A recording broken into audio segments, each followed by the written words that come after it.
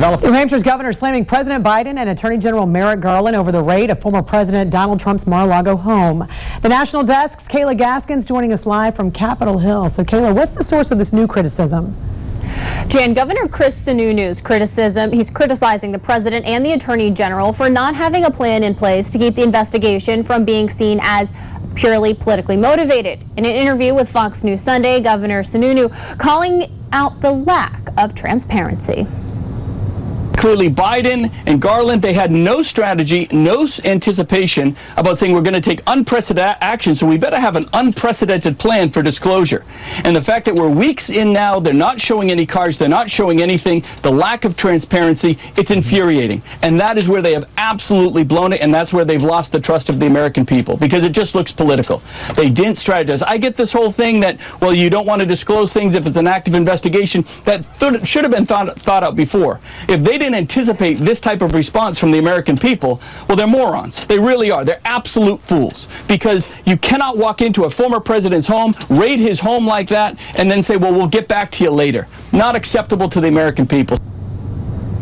Some very strong words there from the governor. Former Vice President Mike Pence visiting New Hampshire recently, speaking out against recent calls from some on the right to defund the FBI, saying they are as wrong as calls on the left to defund the police. Representative Marjorie Taylor Greene from Georgia among those leading the calls. Governor Sununu said on Sunday he agrees with Pence that the defund the FBI calls are completely unacceptable. In Washington, I'm Kayla Gaskins for the National Desk, America's News Now. And we're also hearing from Texas Congressman Dan Crenshaw. He did appear on CNN calling the FBI raid politically motivated. This is a very unprecedented measure. And you know that when you're going after an ex-president who may run again, that this is automatically political. You cannot separate the legal aspects of this from the political aspects of it. You can't.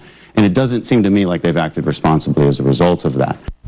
Crenshaw pointed to Trump's cooperation with authorities before the FBI raid on August 8th, saying that he still hasn't seen any evidence that the former president was asked to give any documents back. And at the same time, a new NBC poll shows America's political climate ahead of the November midterms.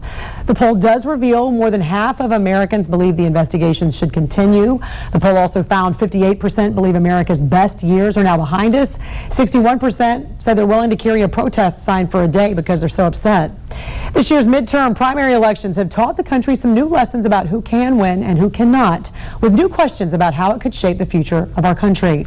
As the National Desk's Christine Frizzell reports, it's promoting quite a debate among Republicans, especially about the best path forward.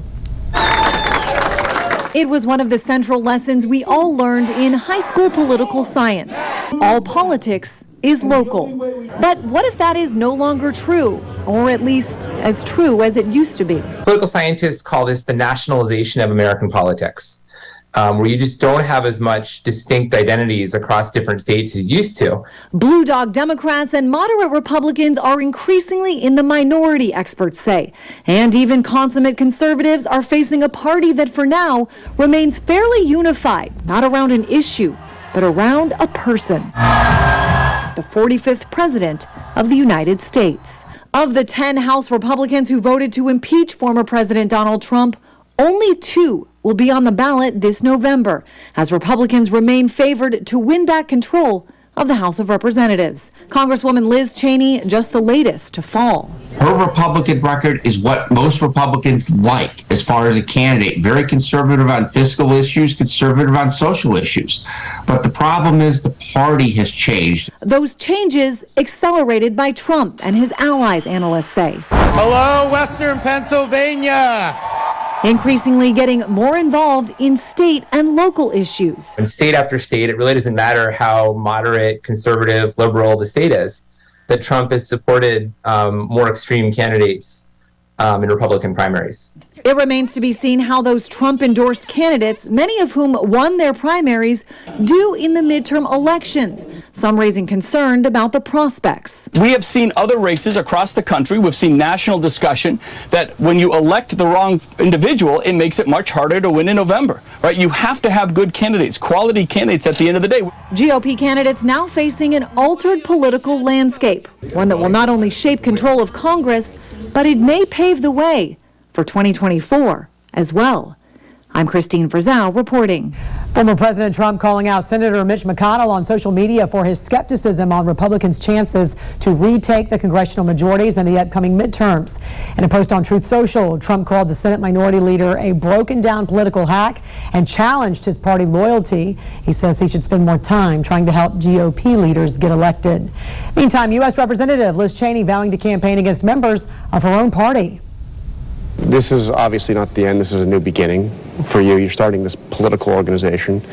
What can you tell us? What are you going to do? I'm going to be very focused on working to ensure that we do everything we can not to elect election deniers, and I'm going to work against those people. I'm going to work to support their opponents. I think it matters that much. Will you be getting involved in campaigns against those Republican candidates that are challenging or denying the results of the election? Yes. Including your Republican colleagues here in Congress? Yes. This follows Cheney's loss in her re-election bid. She has teased prospects of a presidential bid in 2024, saying she plans to make a decision in the coming months.